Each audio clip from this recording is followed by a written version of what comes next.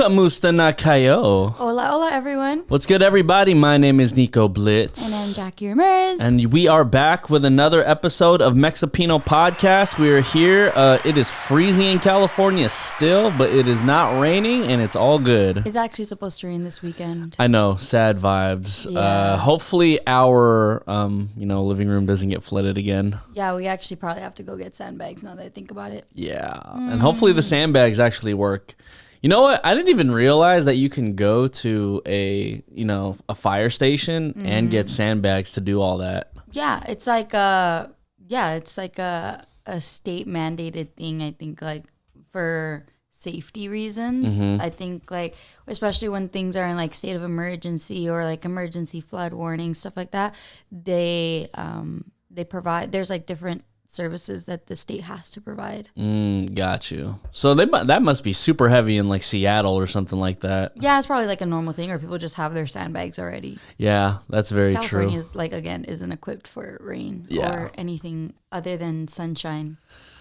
Shoot. Well, we need more than sunshine. We need sunshine. We need heat. I am tired of this cold now, ladies and gents. I hate the like summertime. I love going out in the summertime, but I hate the heat. I'm not a heat person. Well, I just need it to be like 5 degrees warmer so I don't have to use the heater anymore. Yeah, that heater bill gonna look crazy. Yeah, it looks you need me to help this time around. No, it's all good. It's all good. This past weekend though, it was the Super Bowl, and although Jackie's family and my family are both Niner fans, unfortunately, the Niners freaking lost. Yes. But like I would say just majority of my family is Niners fans, and then there's like random other like fans. Yeah. Like my dad's a Rams fan, my brother's an Eagles fan, my sister-in-law's a Seahawks fan, my uncle's a Cowboys fan. That's why it was so random. It was a very random party to go to just because there were so many jerseys there. Yeah, and I think one of my other uncles is a Bears fan, like a Cincinnati Bears fan. Bears? Yeah, Uncle Troy. Okay, well. I think. It was either the Bears or Browns. I don't know. I can't remember. Yeah, one of those teams. But regardless, it was crazy because, I'm from the Bay, so I did want the Niners to win. I will say, though, I am a bandwagon Niners fan. Like, I don't really be watching football like that in general, but whenever the Niners go crazy, I'm obviously just for the Bay. At least he admits it. Yeah. So, yeah, there's that. Yeah, I gotta say that, right? But, I mean, I think this year with football was such a weird year. Why? Because, like, there's just so much going on in the NFL that like it's good and bad, and then like there's stuff that like people are mixed about, like Taylor Swift is such a big topic in the NFL, which is a crazy statement to say. Yeah. And it's because she's dating Travis Kelce. Is Benny biting? No, he's just licking. Oh, okay. Yeah. No, he's biting. Okay. But it's because like I said, Taylor Swift is dating Travis Kelce. Yeah. And I think so many people are so harsh to her, and it's really not her fault. Like, I don't care. Like, I know there's going to be people that say, like, oh, well, they don't have to show her as much and da-da. It's not like she signed a contract with the NFL saying, like, if I go to a game, you guys have to show me X amount of times. Like, yeah. That's not it. It really isn't. And she's literally just being a supportive girlfriend. Like, yeah. But she can't help it that she's one of the biggest pop stars in the world. Like, she, regardless if you like her music or not, you got to respect the fact that she is one of the biggest, like, people, artists, pop stars, celebrities out there. Well, didn't you have, like, a post on your IG that one day? Yeah, like, so everyone was complaining. I mean, they've been complaining every time Taylor Swift goes to, like, a football game. But for the Super Bowl, they showed her 12 times on screen. In a span of 4 hours, they only showed her for a total of 53 seconds. And people were still bitching and complaining. And I'm just like, this is just people just hating on a woman at this point. Like, that's literally what it is. And I don't understand it. I don't get it. And it's so weird to me that when even, like, women talk bad about her. Yeah. It's so weird to me, but yeah, I mean, I think that's the weird thing for sure, just because, like, I mean, I know what the NFL is doing at the end of the day, right? And I'm sure everybody does. It's a marketing tactic. You get Taylor Swift on camera every so often, then you're going to get more of Taylor Swift's fans, like, either watching the games or going to the games, which essentially means more money for the NFL. Now, my thing is, like, when it comes to, like, guys talking down about, like, Taylor Swift, it's like, well, wouldn't you want your girl to, like, watch the football game with you? yeah, and you know what I'm saying? There was a commercial of like, there was a commercial that showed when it was a Cetaphil commercial, which is a face wash. Yeah. But there was a commercial of how like daughters actually started watching football games with their dads more. And it was because of Taylor Swift. Like it didn't never said her name in it, but they had like, you know, hints here and there, like Easter eggs of like the bracelets that, you know, people would take to her, the friendship bracelets that people would take to her concerts and stuff like that. And it was a red jersey that they were wearing. And it's just like, okay, we know what it is. It's pretty obvious. Yeah. And I think that was a really beautiful commercial. Now, there is some, like, I guess, controversy with that commercial because I guess Cetaphil took that storyline from a TikTok creator. Oh, okay. Yeah, so a TikTok creator, she actually, her page recently started becoming like a story and her life with her dad now that Taylor Swift has been in the NFL. She's like, now I watch football games with my dad. Now I, you know, am I'm involved in this and I may not know everything, but I'm learning, you know? Yeah. And I guess Cetaphil probably saw that and they took her storyline without like, here we go. Big companies taking ideas from the small creators. Once again, ladies and gents. It's pretty insane. But I think Cetaphil like actually made a statement on that and like they're correcting stuff on that end. Hey, they should have gave her some bread or they should have gave her some extra Cetaphil. I'm sick. But at the end of the day though, still like Taylor Swift is not the person making these decisions. Like let her be. Everyone's like, oh well, why don't we get to see like the other players' families and da da da da. It's like y'all got pissed when you would see Patrick Mahomes' wife or his brother. You know, his brother I kind of understand, but his wife, you know, everyone knows Mama Kelsey. Like she's a great person and we see her on the screen. We like literally see Travis Kelce's and Jason Kelce's podcast too, like clips of it. And then there's the 49ers player, his wife, Chris. It's so funny because I know her name, but I don't know his name. I'm fucking sick. Who? Her name is Christian Juszczyk. I think that's how you say it. But I know how to spell it because he said it in a video one time. It's Jus. And then it's like... Oh, yeah. Like cat, yellow cat, like something... So you memorize how to spell his name based off of like that wave. Yeah, well, that's how he said it. He's like, oh, like, how do you spell your last name? And he's like, Jus, and then he goes, cat, yellow, kitten. No, cat, yellow, cat, zebra, kitten. It's like Jasinski? Yeah, it's Juszczyk. Don't kill me. It's Juszczyk. Okay, Juszczyk. But anyway, I like people... Again, bandwagon football. But again, people know his wife because... she started making clothes out of like jerseys. Yeah, I remember you showing me that. Yeah, and she makes her game day outfits and she's an incredible fashion designer. But like, so people have no problem with that. But then when it comes to Taylor Swift, everyone just wants to fucking hate on her. And it's not like cool. It really isn't. Yeah. I mean, I think everybody just kind of needs to chill and just understand that like, I mean, I think Taylor Swift is actually good for the NFL. I mean, it got Joe Coy to talk about some jokes. Yeah. You know what I'm saying? It got, what's his name? Trevor Noah. You got Trevor Noah talking about some jokes. And like, you look like, yeah. And so like, and at the end of the day, it does get people involved because it's like when, you know, I have a niece and a nephew, Jackie also has a niece, and like, if it takes a Taylor Swift to get them involved in the things that we love, then like so be it. Yeah, and like at the end of the day too, this was the most streamed Super Bowl ever. Yeah. With over like 134 million viewers. Yeah, for sure. You can't tell me that Taylor Swift didn't have something to do with that. Yeah. Like the NFL and CBS for the Super Bowl, they knew what probably half, like 50%, if not more, of their viewers were there to see not only just the football game. I get it, but they know that there's little girls or there's older women that like want to see Taylor Swift's reactions. So they're gonna feed to that. Yeah. But it was a total of 53 seconds in a 4-hour span. Like, stop bitching about it. Yeah.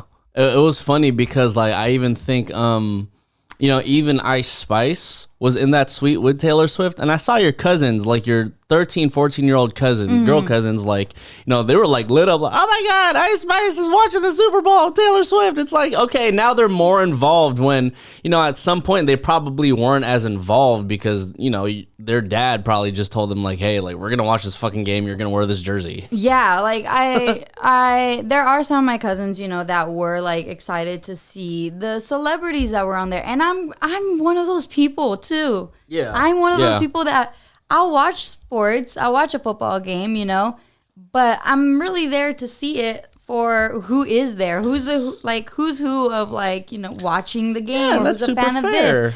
But now when it comes to baseball games, I don't really care, but like, because I actually really love baseball. Yeah. But football, like, I'm okay. Like the other day we went to a Clippers game, and I was more excited to see Travis Scott on the big screen, and who was sitting next to him was Michael Rubin. Like, yeah. I was like, oh my God, like, that's... Meanwhile, I'm like, I don't know who the fuck she's talking about. Like, but Michael Rubin, that's the guy who throws like the all-white Michael Rubin parties. Like, that's where every A-list celebrity is at. Like, and by all white, she means like all white dressed. Yeah, like all white, like attire. Yeah, but like, that's the guy. He's a CEO of Fanatics. Like, I am interested in the entertainment aspect of these games, Yeah. And little do fucking people know that there is so much entertainment that happens during professional sports games.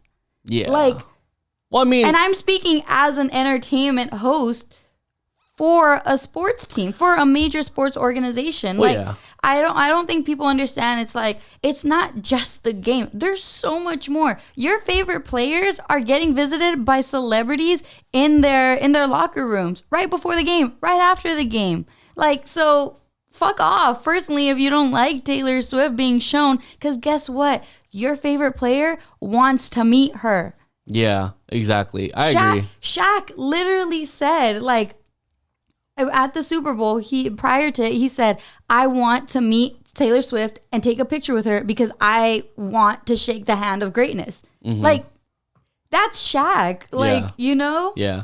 No, I totally get that. And, I feel like if you're not even talking from a, like, celebrity standpoint, like, let's say you're just really, like, gung-ho on, like, oh, Taylor Swift this, Taylor Swift that.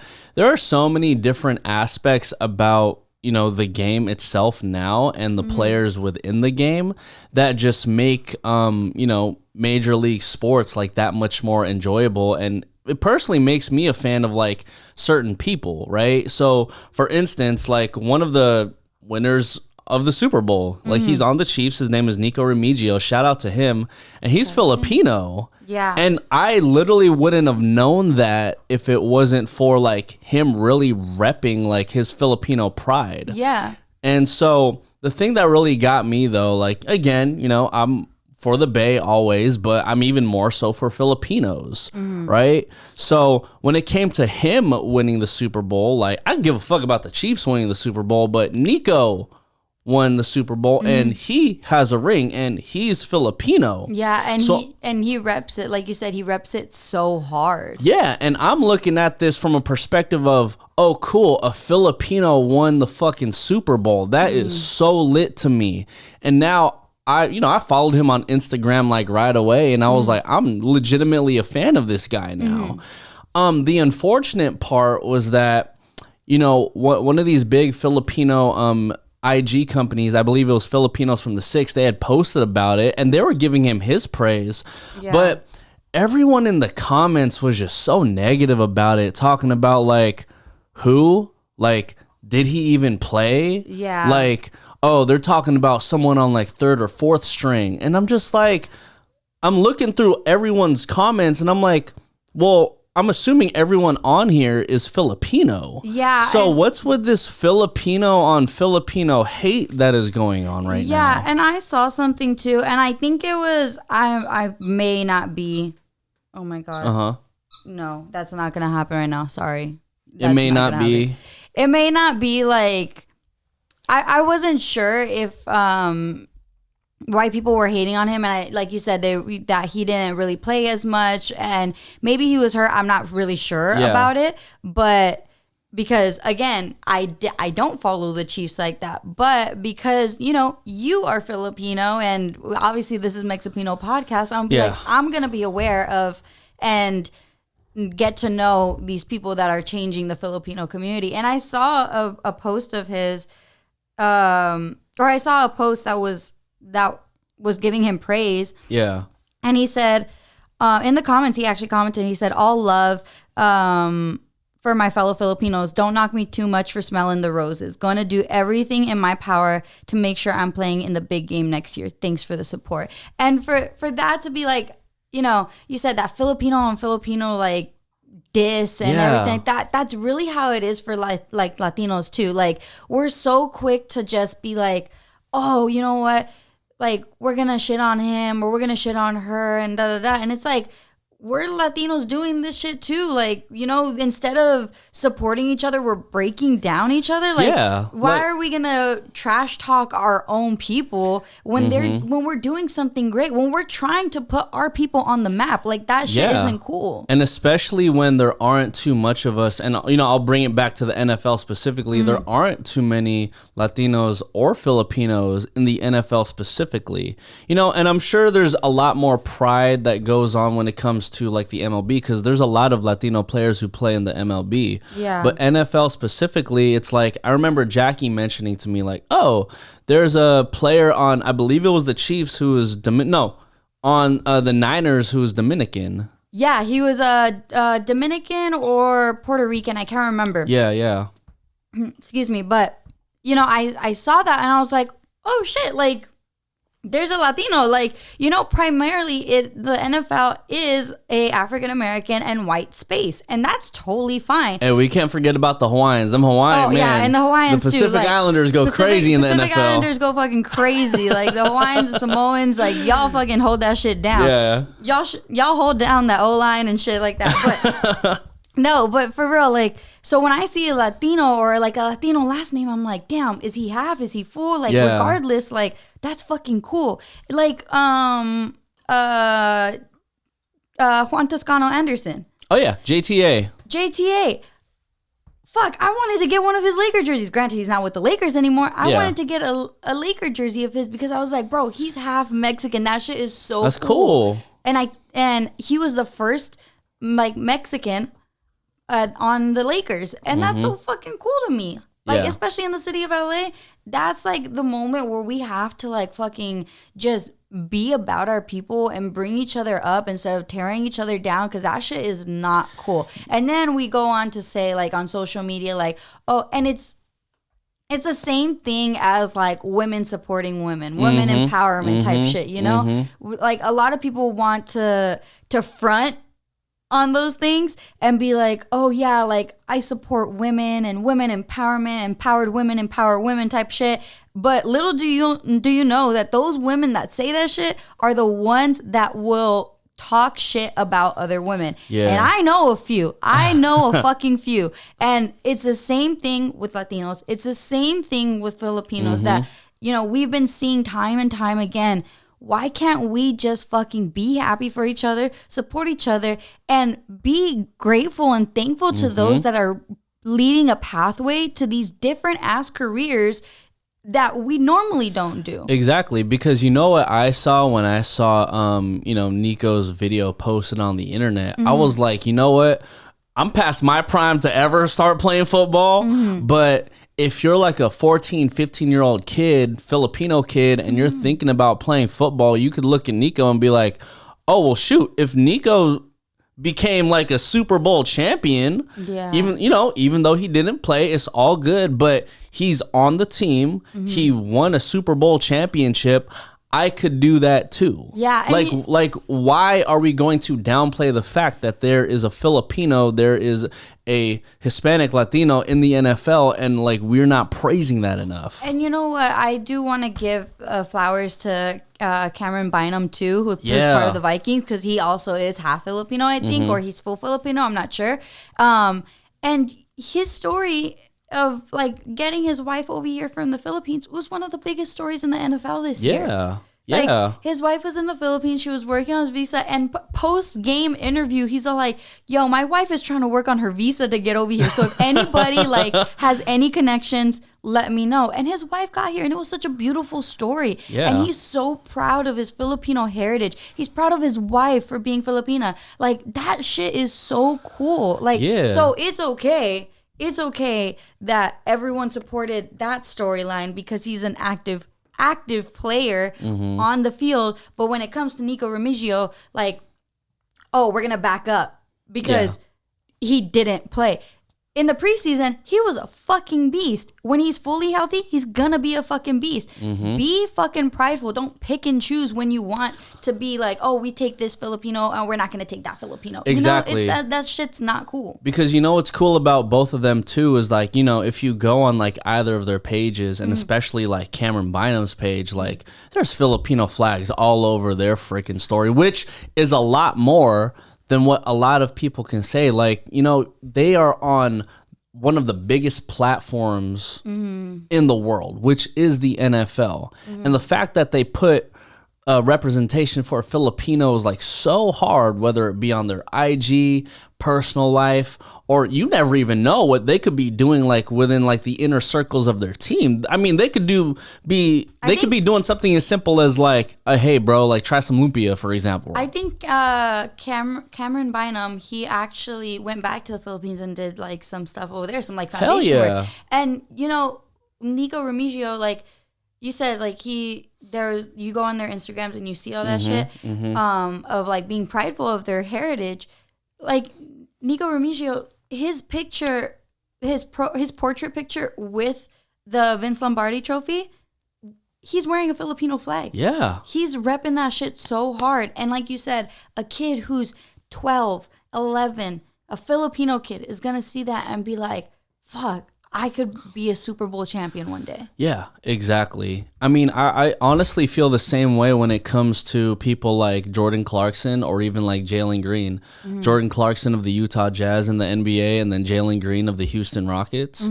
Like, I mean, there's a funny meme that's going around where both of them are just kind of like talking to each other, right? And then someone dubbed it to have them be speaking Tagalog. Yeah. And I'm over here like, this is hilarious, bro, because I'm sure they don't speak the way, you know, definitely that, you know what I mean? Like, they don't have the accents and everything like that. But, you know, knowing that Jordan Clarkson is Filipino, knowing that Jalen Green is Filipino, I'm not going to lie. I wanted both of them on my fantasy team, and Jalen Green is going crazy for me on my fantasy, so I'm not really tripping. But, you know, it's just a simple fact that they're Filipino that makes me even more happy and more proud to be like, yo, like, I want them on my team. Like, I kind of want to follow them a little bit more because I just want to see what they're going to do.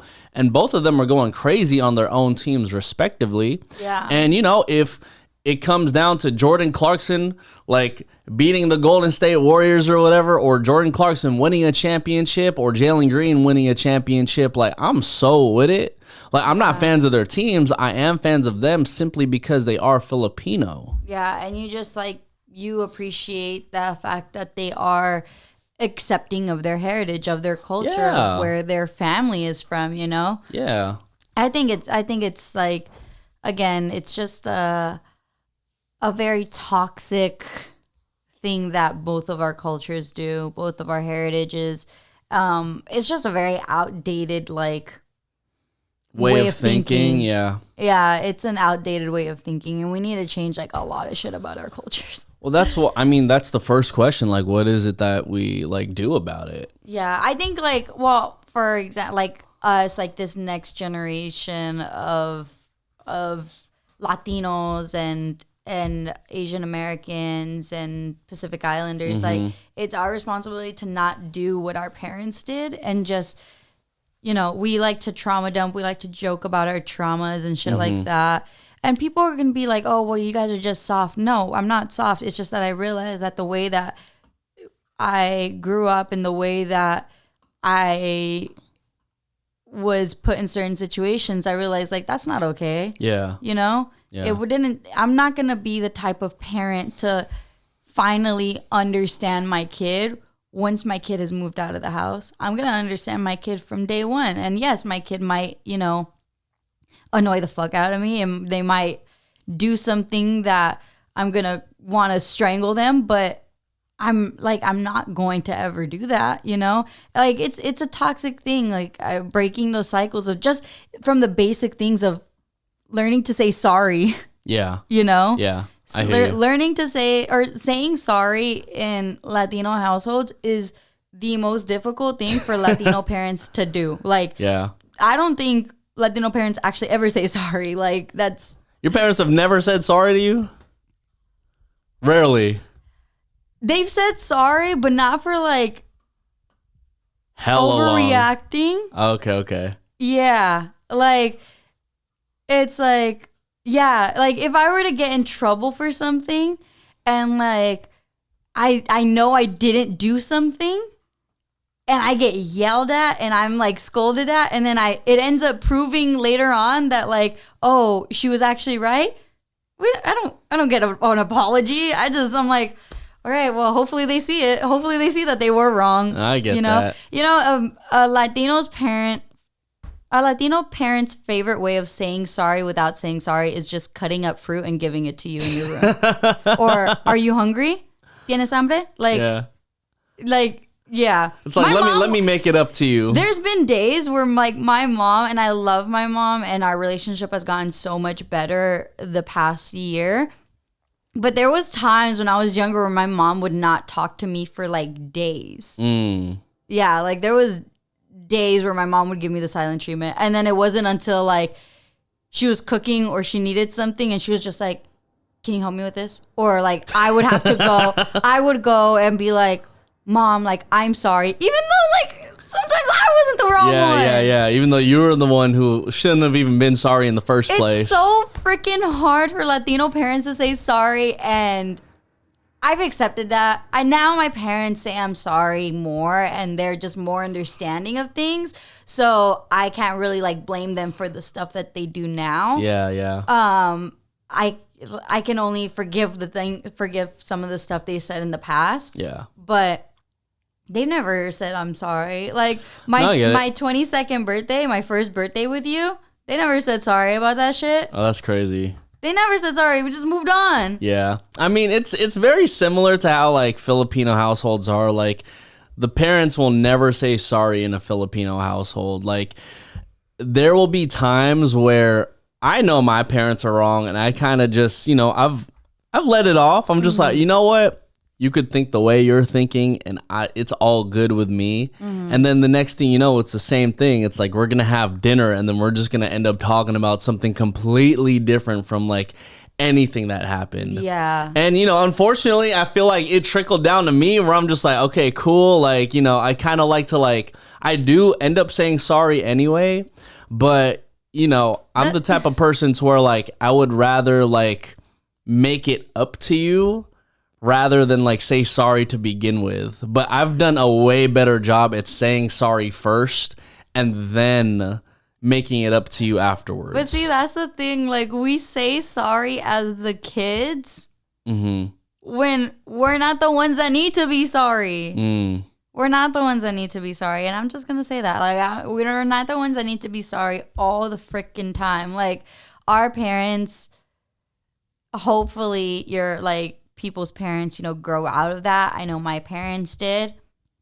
But it's, like, it's such a toxic, like, way to grow up. Like, thinking it's almost, and I know people are going to get like, oh my gosh, she's just, like, so soft, blah, blah, blah. But, like, it's almost in the sense, like, gaslighting your kid, like, to think that they're the one that is wrong all the time. They're the problem. And honestly, that's how it's affected me down the line now that I think about it. Now it's affected me down the line of, like, relationships and just the way that I go about certain things, if I like hurt a person because of something that I truly believe in, I'm like, fuck, you know what? Like, I'm sorry. Like, but I don't need to be sorry about certain things, you know? But it's just instilled in me that, like, well, you have to be the one to say I'm sorry because they're not going to. Well, that's why I noticed it within our relationship. Like, y'all, Jackie would say sorry over the simplest things, and I'd actually get kind of annoyed. I'd just be like, why the fuck are you even saying sorry? Like, there's no point in being sorry about, like, I don't know, leaving a shirt on the couch. Yeah. Like, there's literally no point in saying sorry. Just pick up the shirt and go do it. You don't have to say sorry. Yeah. And it's so weird that you say that, like, you know, it's unfortunate because if that's how you were raised, just to constantly say I'm sorry, that means you constantly feel like it is your fault. And then you translate that to the real world that is just that much more aggressive than, like, you know, your own household. It's like you feel sorry over, like, the stupidest things that aren't even, like, out in your control. Yeah, it's just a lot to kind of think about and actually really process as you get older of, like, okay, how can I navigate around my parents? How can I, you know, say something in a way without them being offended? And honestly, that's probably why, like, a lot of Latino, like, kids in our generation and adults in our generation just don't really want to have relationships with their parents anymore, you know? Yeah, that's very true. It's just a toxic cycle that unfortunately some parents, older Latino parents, don't get out of, you know? Well, it's because they never gotten I'm sorry when they were kids. And I hear that. It's these cycles that are going to keep going until one of these generations breaks the cycle. That's weird because I do think, like, in Filipino households, though, like, you know how the sorry is kind of, like, made up through, like, actions rather than, like, actually speaking. You know, like I've said time and time throughout, like, any number one of these episodes, like, Filipinos, for the most part, we're lazy when it comes to talking. Like, we'll point with our mouth just, like, like, just so that we don't have to say anything. Yeah. And so my point being is that, like, we'd much rather, like, do it in action, and it's kind of, like, accepted that, like, whatever the action is, like, whether it be, like, cooking for someone or taking out the trash or, you know, like, any one of these household chores, that's already unanimously accepted as the sorry.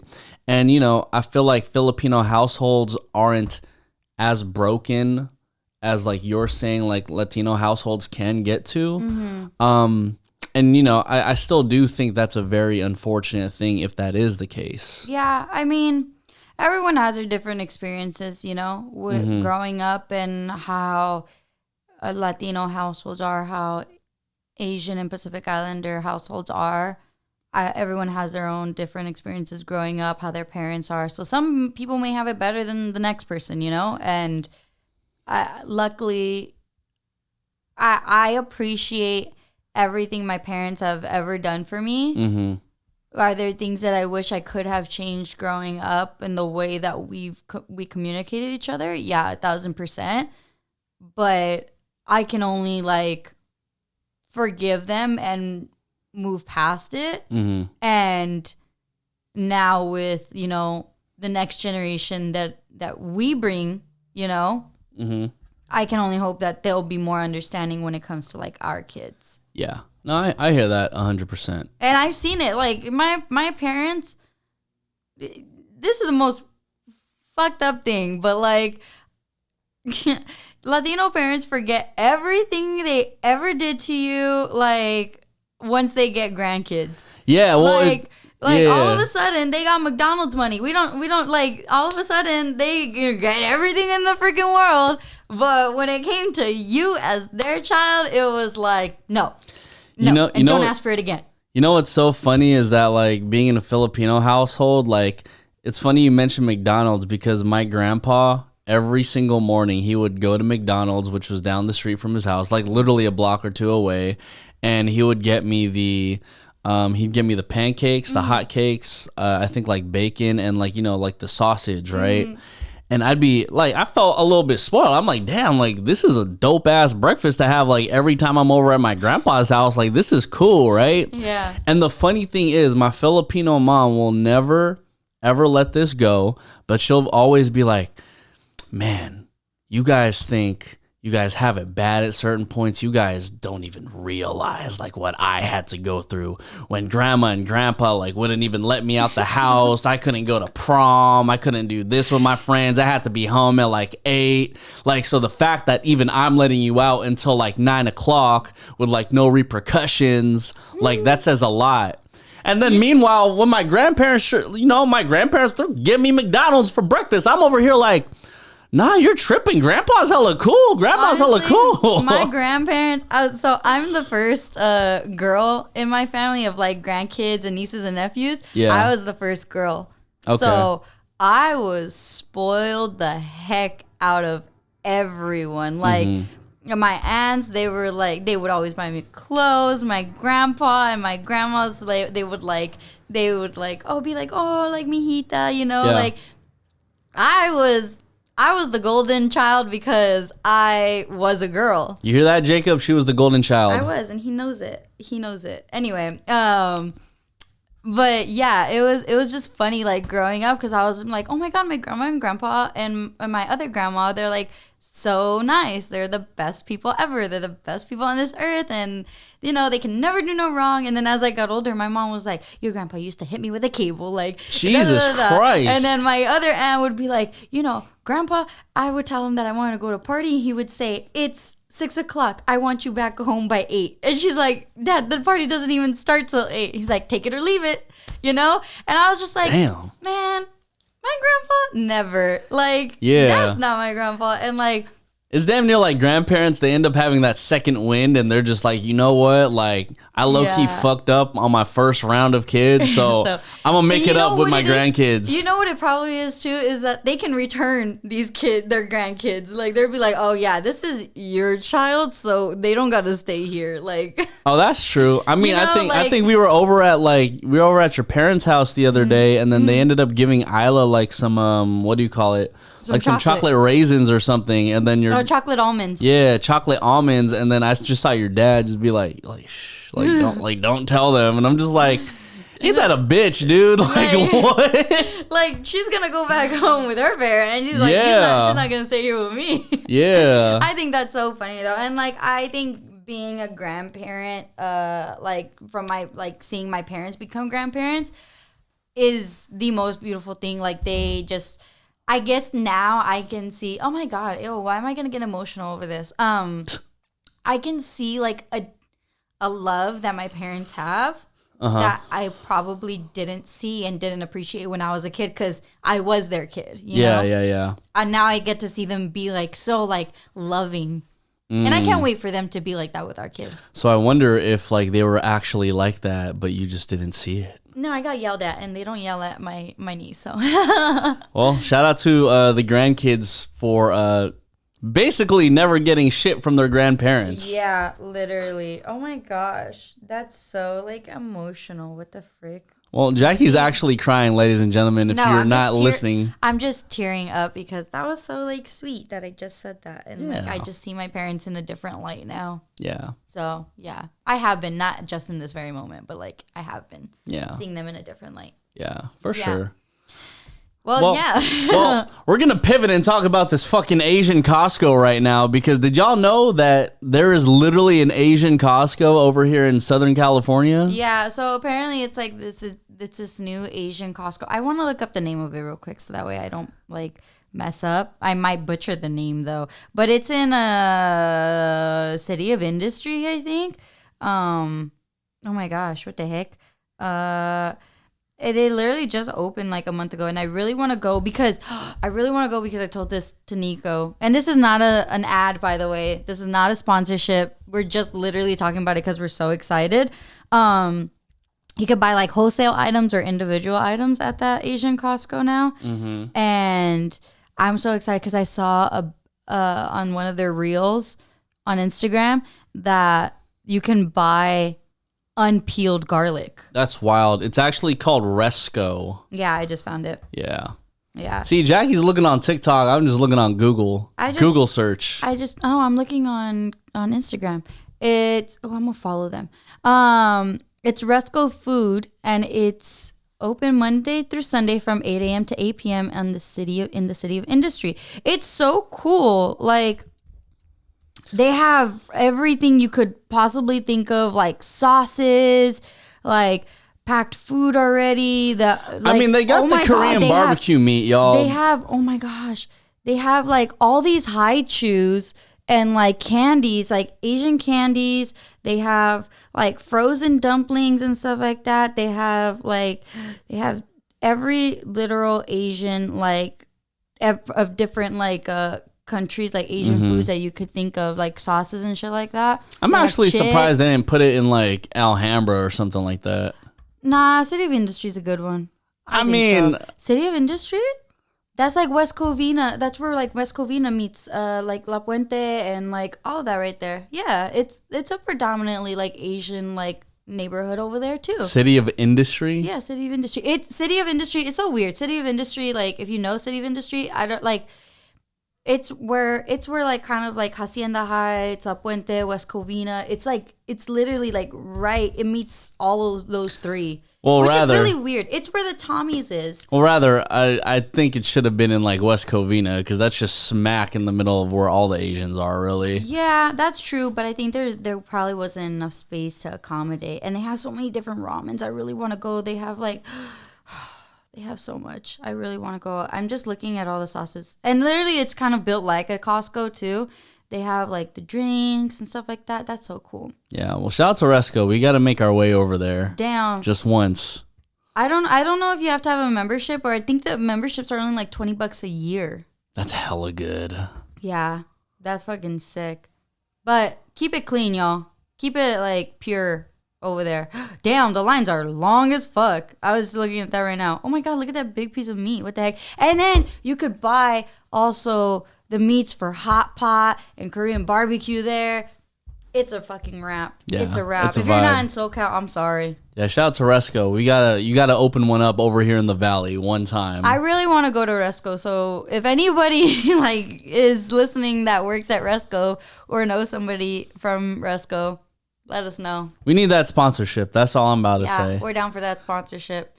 Hell yeah. Well, this was another great episode of Mexipino Podcast, everybody. Thank you all so much for listening. And also, shouts out to y'all if you ended up buying a shirt. Yes. We do want to say sorry for all the delays just because this was our first go-around at, like, putting out some merchandise. Yeah, and a merch that was, like, really successful, you know? Like, we really appreciate all the support. Like Nico said, there was some slight delay in sizes and stuff like that because there was just an overwhelming amount of support from you guys, and we really, really appreciate it. We really appreciate your understanding. We are literally a business of 2. Yeah. 4 for the food fest. But yeah, we're a small business, so we're trying to get everything trying to get everything out as fast as we can. We're working with a warehouse to crank it out even faster. So yeah, we really appreciate you guys. We hope that you guys post your shirts and tag us if you wear them with your mahal or with your families. Yes. My name is Nico Blitz. I'm Jackie Ramirez. This is the Mexipino Podcast. Thank you all for listening. Peace. Adios.